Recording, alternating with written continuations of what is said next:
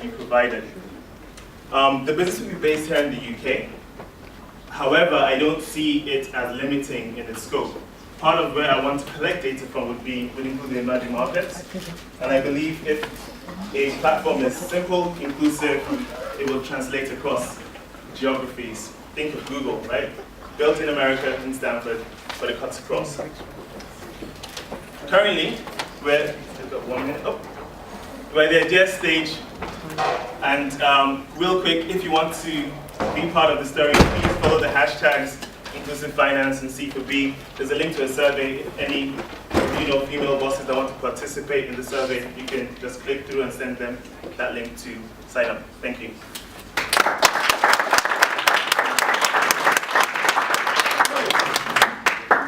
So we're going to start with FHL. We're going to go talks and then we're going to go. You're starting with me again. Yes. But we're going to go only one person, only one picture. So, one picture at a time? Yes, FAJ, P2, PS2. Pocket square. Pocket square. Okay, I mean, I'll be quite big with this one. I never really got a sense of how big the market was, how many you intended to sell. You talked about making 2,000. What price do they sell at? And if they sell at £5 each, and it costs you £3 to make them, it's 2,000, £3,000 you might make. Is the market going to be 20,000, 200,000? Never got a sense of whether there's any money to make in pocket squares. I don't know anybody would wear one, but that I needed a sense of what the market was. That's me. That was my only thing. Yusuf. My question was, have you limited yourself?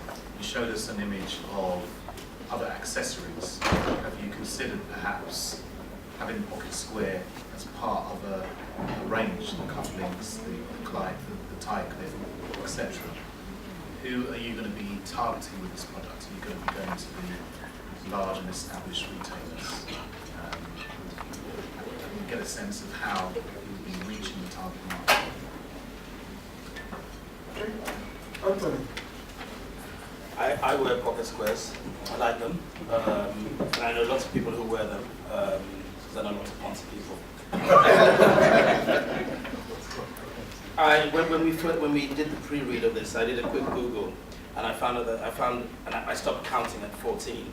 There are 14 different patents that have been filed for pocket squares or pocket square variants on a global basis, and there's some disputes going on in the US for some pocket squares anyway. And one of the things that was actually quite interesting, I sent you guys, the fellow members, some of the docs that I saw, was that one of the things that was stated in one of the disputes that's happening in the States is that the market itself is very fickle, and that the market itself, in terms of having enough space for people to make money from doing just one pocket square or pocket squares, they found it extremely challenging.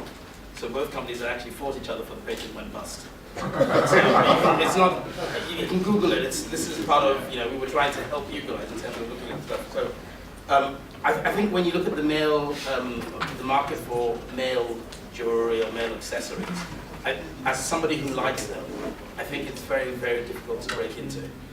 Right? I agree with the comment that you just made in terms of wanting to have a different range of things to do. But guys are tight. If I buy a cufflink, I'm not going to go out next week and buy another one.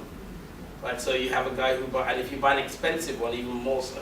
So it's seasonal. So going back to Tokes' point as well, is how do you see a model making money? Because if you sell 2,000 units a year, which is huge, I would say, your profit margins would probably be like £2, because I'm not going to pay £50 for a pocket square thing. Right? So you're going to sell 2,000 at £2 profit. You make £4,000 with all the effort. I mean, you need to look at the numbers. That's what I mean in terms of this, because I think it's a lovely idea. But I do think you need to look at the numbers and see if it's really viable, and also who's going to actually buy it.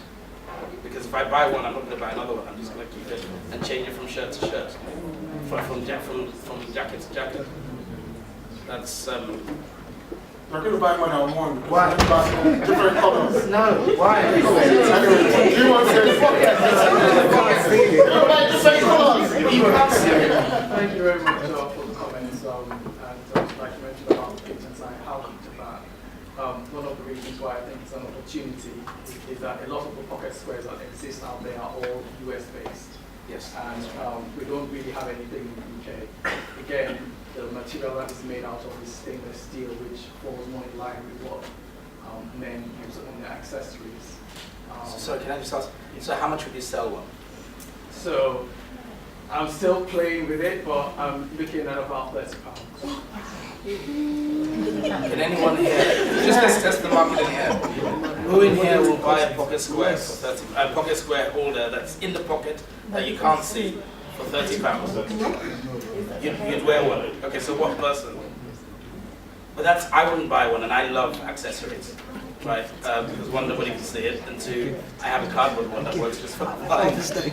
But that's what you just need to do in terms of look at your market before you start doing stuff in the UK. The UK male market is very tight. Okay. Thank you. Let's go to Happy Yusuf, do you want to go first this time? Sure. Sounds. One else, everybody. Thank you. Yeah, yes. Sounds great. I like the idea.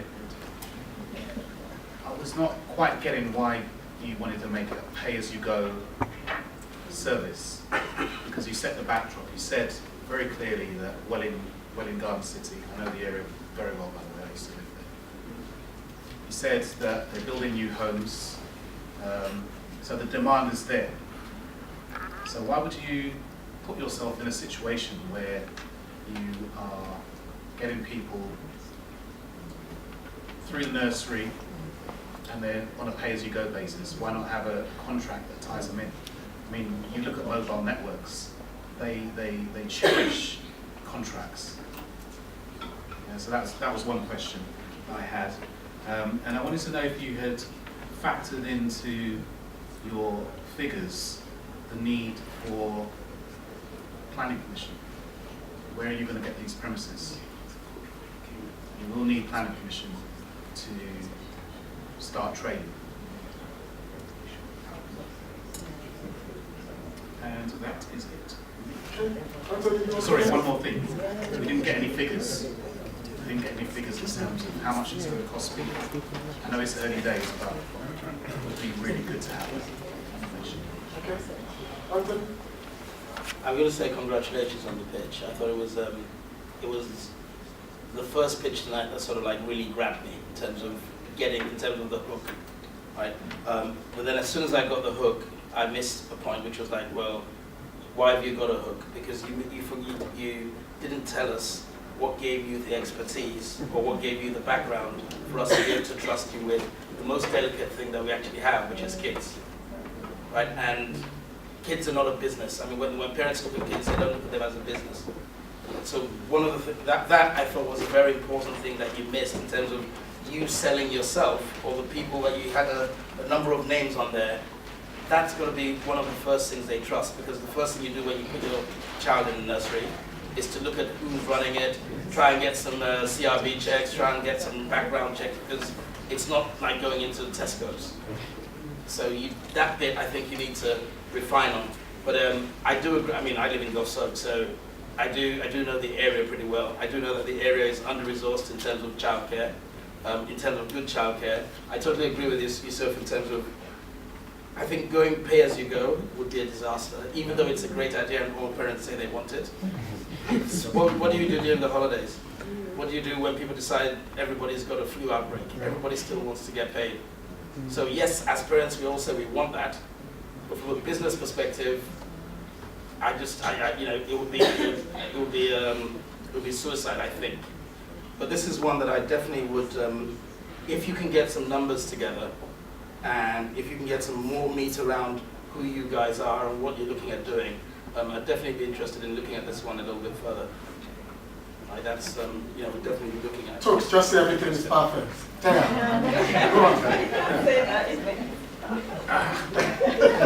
Okay, just exactly what they said, but from a purely financial point of view. If you have a model that you pay a contract, the risk is yours if your kid doesn't go.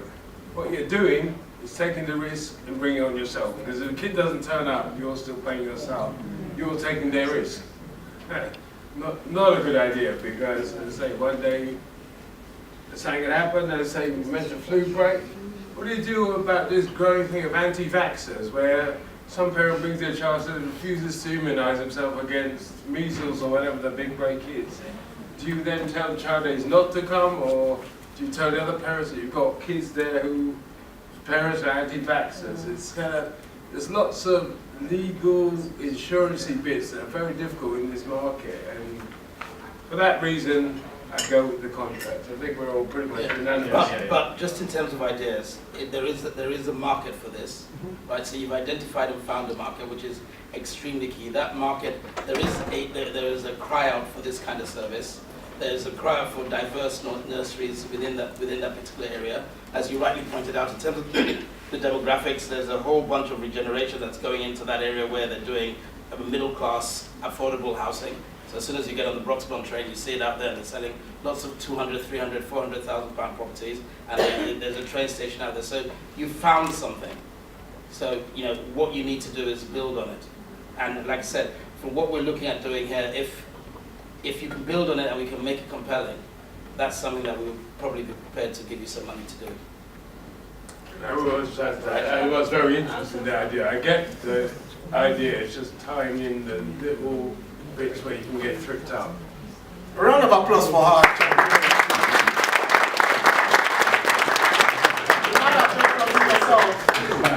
Some investment. No need to say anything, just say thank you. See if I know anything about that industry. I know that I asked an after-school club before, and I think there's kind of a mix between pay-as-you-go and contract, where it's not fully contract, but it's not fully pay-as-you-go as well. So they told me it's pay-as-you-go, but I have to pay for a week. Yes, that's what we have. So if that helps you as well. So it's not really pay-as-you-go, it's not really contract. It's a mixture between both. So it covers them at least for a week. It doesn't cover them for 2 weeks. So if you are charging them a week, they pay for that week. But they don't go next week, then it's your problem. It's just something to look at. Yeah, something we factored in as well. Brilliant. On the